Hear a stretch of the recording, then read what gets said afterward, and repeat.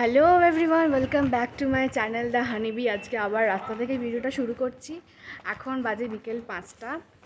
আজকে হচ্ছে বৃহস্পতিবার।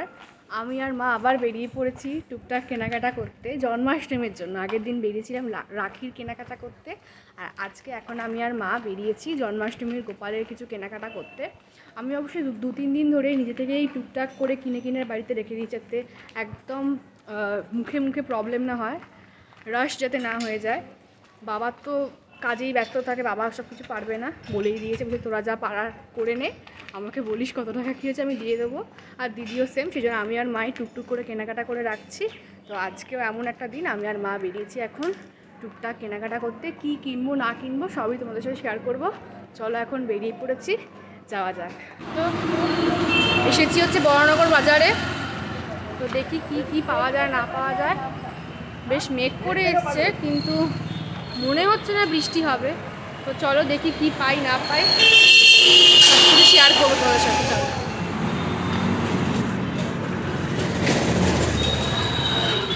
তো এই তো দেখছি এখানে গোপালের জন্য দোলনা, সুন্দর দোলনা পেয়েছি। এই জন্য একটা গদি দেখছি। এটা কোথায় পাবো গদি? এই হচ্ছে রামকৃষ্ণ মিশন। এই রামকৃষ্ণ মিশনের এই দিকটাতে এই দোকানটা থেকে পেয়েছি। চলো দেখি ভালো কি পাই আর পাই। সব কিছু তো মোটামুটি কেনা হয়ে গেছে, এবার এখানে এসেছি গোপালের জন্য মশারি কিনতে। এই দেখতে পাচ্ছি এখানটায় ভালো হবে, কালারটা দেখি কত কিছু পাওয়া যায় দেখতে পাচ্ছ। একদম বড়নগর বাজারে রামকৃষ্ণ মিশন একদম পাশে কত দোকান, শয়ে শয়ে সব দোকান, অনেকগুলো ওপারে এপারে।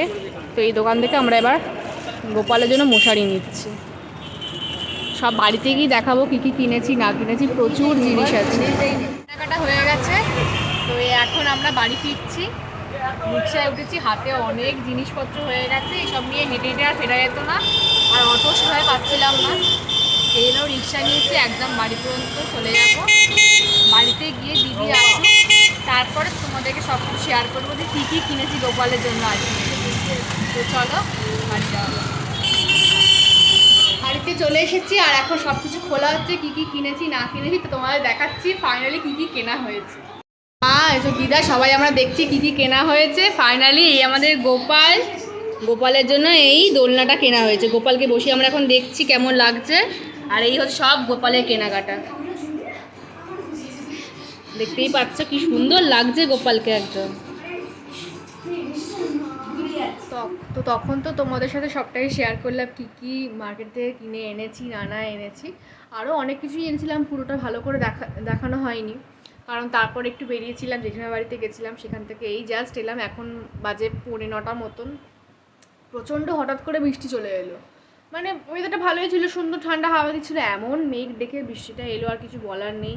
কালকে সকালবেলা তো মামার বাড়ি যাওয়ার কথা, কারণ তালের কাই নারকোল গুড় এগুলো আনবো, কারণ কালকে এনে রাখবো, কারণ সোমবার দিন তো জন্মাষ্টমী, আমি রোববার দিনই সব আমার তালের বড়া নারকোল নাড়ু মালপো এগুলো করে রাখবো রোববার দিন।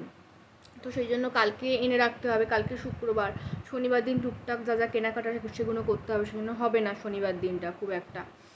তো দেখি কি হয়। ওয়েদারটা হঠাৎ করে খারাপ হয়ে গেলে মনটা এত খারাপ করছে কি বলবো।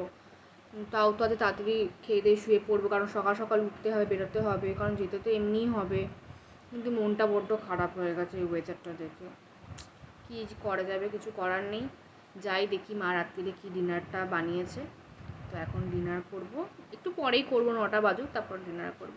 তো তখন তোমার সাথে দেখা। তো এই যে আমি ডিনার নিয়ে চলে এসেছি। এই যে রুটি আর মা বানিয়েছিল ডালের বড়ার তরকারি, মায়ের স্পেশাল নিরামিষ ডালের বড়ার তরকারি আর রুটি। তো চলো ডিনারটা করে নিই, তারপরে তোমাদের সাথে দেখা করবো। তো আমাদের সবার তো ডিনার হয়ে গেছে। আজকের ব্লগটাই ঠাকুর ঘরে এসেই শেষ করছি। তোমাদের একটা জিনিস দেখানোর আছে। তো এই যে দেখো, তোমাদের ভালো পাচ্ছ আমার গোপাল সোনাকে। এই যে এই খাটটা আমার কাকিমা দিয়েছে, যেহেতু আমার গোপালটাকে আমার কাকিমাই দিয়েছে, এই খাটটা আমার কাকিমা দিয়েছে। তো এতদিন এই মশারিটা পাওয়া যাচ্ছিল না বলে আমি গোপালকে এই খাটে শোয়াতে পারছিলাম না। নর্মাল চেন দেওয়া একটা বেড পাওয়া যায়, ওটা আমার পেছনে রাখা আছে, আমি ওইখানে গোপালকে শোয়াতাম।